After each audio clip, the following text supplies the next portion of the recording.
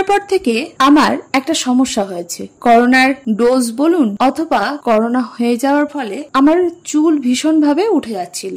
বুঝে উঠতে পারছিলাম না কিভাবে এই হেয়ার ফলটাকে রোধ করব। তার মধ্যে হচ্ছিল মাথায় ছোট ছোট র্যাশ। প্রথমে ডাক্তারও দেখিয়েছিলাম, তিনি যে ওষুধ দিলেন বেশ কিছুদিন ঠিক থাকার পরে আবার ওই একই প্রবলেম। এটা শুধু আমার না, আমাদের পরিবারের যারা যারা এই ডোজ নিয়েছিল প্রায় প্রত্যেকেরই এই একই সমস্যা শুরু হয়েছে। নানান তেল, নানান শ্যাম্পু, নানান ওষুধ, কোনো কিছুই যেন এই সমস্যার সমাধান হচ্ছিল না।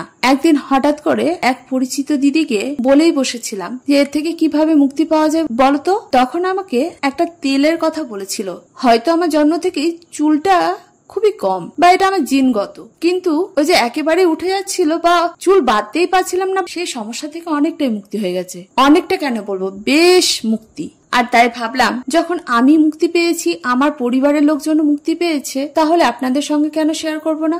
তাহলে ঝটপট আমার এই ম্যাজিক তেলটা দেখে নিন। আজ আমি সমাজশ্রী চলে এসেছি রোজকার রান্নাঘরের মতো আমার রান্নাঘরে একটা নতুন রেসিপি, রেসিপি না, একটা নতুন তেলের কথা বলবো।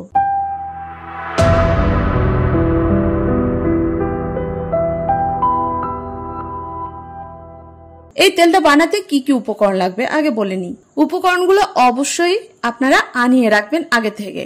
এর জন্য লাগবে ভার্জিন কোকোনাট অয়েল, এটা অনলাইনে কিনতে পারবেন। যদি নাম বা লিংক পেতে চান সেটা কিন্তু কমেন্টে জানাবেন। আমি এখানে 1 লিটার একটা বোতল নিয়েছি, আর একটা বোতলে আছে 250 গ্রামের থেকে একটু বেশি তেল, মানে এটা আমি আরো আগে ব্যবহার করেছি। এছাড়াও লাগবে 500 গ্রামের মতো ক্যাস্টর অয়েল। ক্যাস্টর অয়েল যে কোনো জায়গায় কিনতে পারবেন। তাছাড়া লাগছে 3টে বড় সাইজের অ্যালোভেরা, 6টা আমলকি, হাফ কাপের থেকে একটু কম মেথি, কালো জিরে আর রোজমেরি, এটা অনলাইনে কিনতে পারবেন। আর কিছু নিয়েছি লবঙ্গ, লবঙ্গটা আছে প্রায় 1 টেবিল চামচের মতো। তাছাড়াও নিয়েছি বেশ কিছুটা লাল জবার পাতা, নিম পাতা, কারি পাতা। আমি এখানে শুকনো কারি পাতা ব্যবহার করেছি, চাইলে আপনারা টাটকা কারি পাতা ব্যবহার করতে পারেন। আর 3টে বড় সাইজের পেঁয়াজ, আর নিচে বেশ কিছু লাল জবা, তবে জবার সবুজ বৃত্তটাও ফেলে দিয়েছি আর ওই ডান্ডি মতো কেশোটা ওটাকে ফেলে দিয়েছি। এবার চলে যাই কিভাবে তৈরি করবেন এই পদ্ধতিতে। প্রথমে একটা মিক্সি জার নিতে হবে এবং মিক্সি জারটা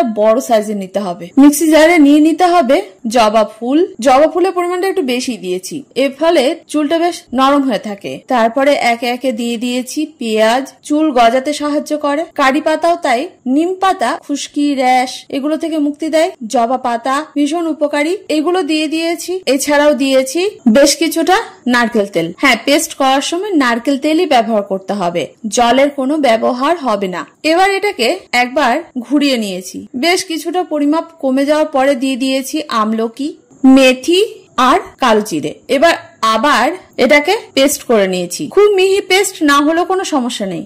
আর পেস্ট করতে যদি সমস্যা হয় সে সময় বারবার কিন্তু নারকেল তেলই ব্যবহার করতে হবে। যে নারকেল তেল আমরা দেখিয়েছি ভার্জিন অয়েল, সেই নারকেল তেলটাই ব্যবহার করতে হবে। এখন দেখুন আমার পুরোপুরি এখন পেস্ট রেডি হয়নি, তাই আমি আবার ওই তেল দিয়ে দিয়েছি। তেল দিয়ে আবার পেস্ট করেছি। এখন মোটামুটি পেস্ট রেডি। এবার কি করতে হবে, আমি নিয়ে নিয়েছি একটা বড় কড়াই। কড়াইয়ের মধ্যে দিয়ে দিয়েছি বাকি তেলটাকে। প্রথমে 1 লিটারের তেলটা দিয়ে দিয়েছি, এরপরে দিয়ে দিয়েছি ক্যাস্টর অয়েলটাকে, তারপরে দিয়ে দিয়েছি ওই পেস্ট করা যে ফুল পাতা ছিল সেটাকে। এবার দেখুন আমি আঁচ দিয়ে দিয়েছি হালকা, একদম লো ফ্লেম। তারপরে ওই ঠান্ডা অবস্থাতেই দিয়ে দিয়েছি রোজমেরি আর লবঙ্গ, অ্যালোভেরাটাকে। এবার এই সমস্ত কিছুকে একবার আমি হাতের সাহায্যে মিক্স করে দিয়েছি।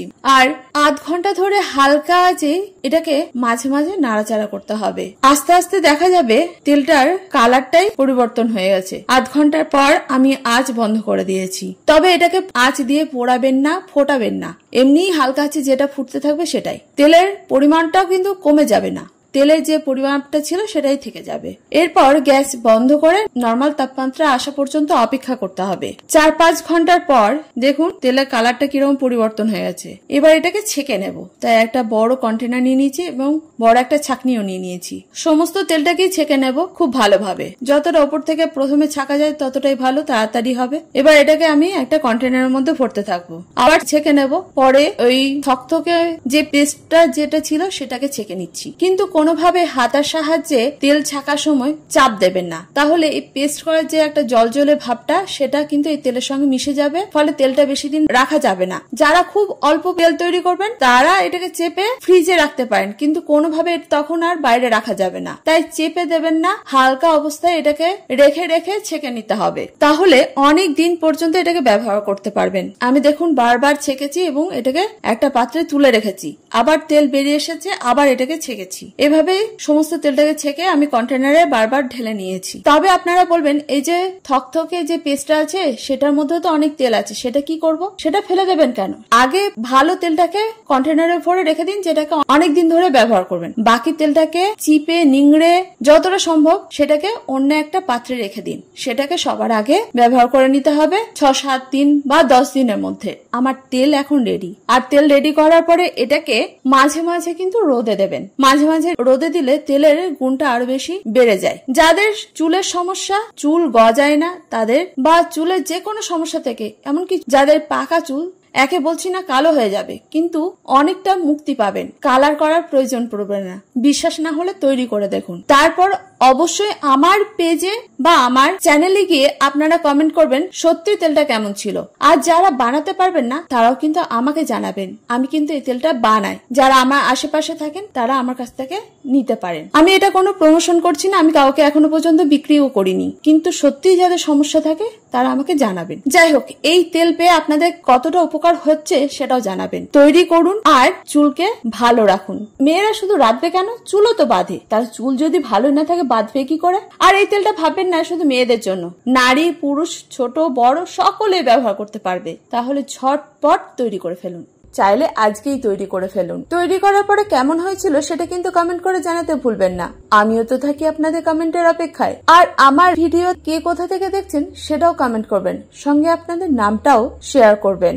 আমার ভিডিও ভালো লাগলে লাইক শেয়ার করতে ভুলবেন না। যারা প্রথম আজকেই আমার ভিডিও দেখছেন, ইউটিউব থেকে দেখে থাকলে চ্যানেলটাকে সাবস্ক্রাইব করবেন, ফেসবুক থেকে দেখে থাকলে পেজটাকে ফলো করতে ভুলবেন না। এটাই আপনাদের কাছে ছোট্ট অনুরোধ। আর যারা প্রথম দিন থেকে আমার সঙ্গে আছেন তাদেরকে অসংখ্য ধন্যবাদ। যাই হোক, আজ এই পর্যন্ত, দেখা হচ্ছে পরবর্তী ভিডিওতে। আপনারা ভালো থাকুন, সুস্থ থাকুন, ধন্যবাদ।